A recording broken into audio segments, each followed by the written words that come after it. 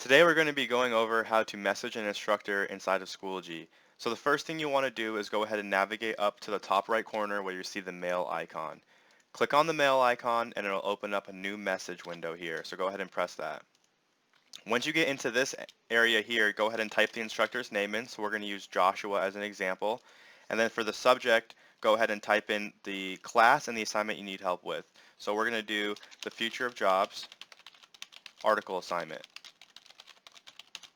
Try to be as specific as possible here so the instructor can know exactly what's going on. And then in the message area, just type whatever you need assistance with. You can also attach a file, a link, a resource, or an audio/video recording. The most commonly used one for our purposes will be a file.